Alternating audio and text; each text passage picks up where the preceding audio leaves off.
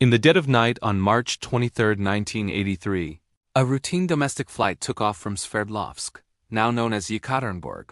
In the Soviet Union, this was Aeroflot Flight 6246, a Tupolev Tu-134 passenger jet bound for Chelyabinsk. On board were 31 passengers and a crew of 7. The takeoff from Koltsovo Airport at 2:37 a.m. was completely normal. The aircraft, registration CCC P65675, climbed steadily through the dark, cold sky toward its assigned cruising altitude of 4,500 meters. The journey was expected to be uneventful, just another night flight across the vast Soviet landscape. 11 minutes after departure, at 2:48 a.m., the crew of Flight 6246 radioed air traffic control.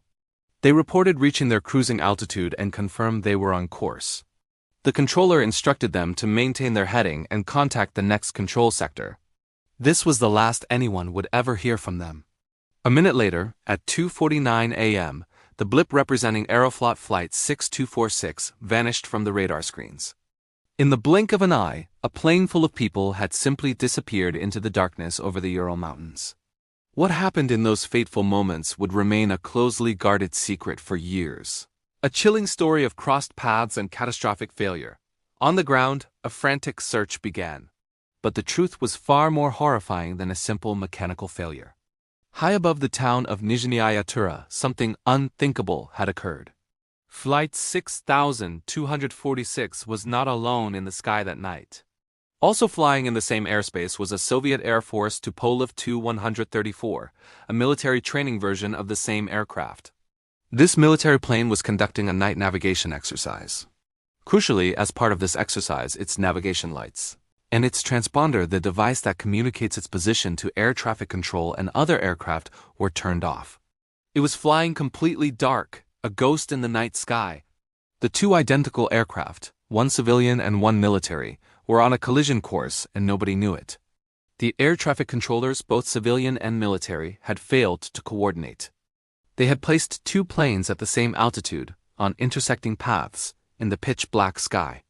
Neither crew was warned about the other.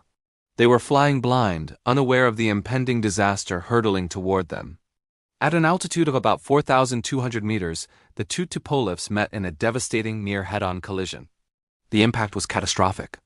The civilian airliner, Flight 6246, was torn apart. The collision ripped off most of its left wing and its tail section. The fuselage broke up in midair and the wreckage rained down over a forested area.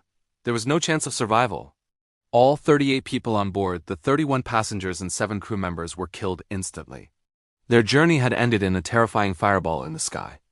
The military aircraft, despite suffering similar damage, somehow managed to stay airborne for a few more minutes. It had lost its left wing and tail, making it nearly impossible to control. The 6 crew members fought desperately to save their aircraft and their lives. They attempted an emergency landing on a frozen lake, a last-ditch effort in the darkness. But their luck had run out. The damaged plane broke through the ice upon landing and sank into the freezing water below.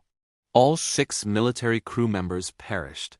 In total, 44 lives were lost that night, making it one of the deadliest mid-air collisions in Soviet aviation history. The scene on the ground was one of utter devastation, with wreckage scattered over a wide area. But for the families of the victims, the nightmare was just beginning. In the highly secretive environment of the Soviet Union, information was tightly controlled. The accident was immediately classified, and the details were hidden from the public. Families were given little to no information about what had happened to their loved ones. The official story was suppressed, buried under layers of state secrecy. It took years for the truth to emerge. An official investigation was conducted, but its findings were kept under wraps. The investigation eventually concluded that the primary cause was a complete breakdown in air traffic control procedures. Gross violations by both the civilian and military controllers were to blame. They had failed to deconflict the two flights, essentially setting them up for a mid-air collision. The military's decision to fly with its lights and transponder off was a massive contributing factor, making the plane invisible to both radar and the civilian crew's eyes. In the darkness, the crews likely only saw each other in the final second before impact, when it was far too late to take any evasive action.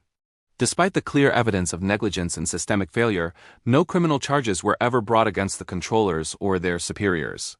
The system protected itself, and the tragedy was swept under the rug. It stands as a stark reminder of the dangers when communication and protocol break down, and how human error, compounded by a culture of secrecy, can lead to unimaginable tragedy. The 44 souls lost that night over the Ural Mountains are a testament to a disaster that should never have happened. Their story, once hidden, now serves as a crucial lesson in aviation safety. Thank you for watching. If you found this story important, please consider subscribing for more deep dives into aviation history.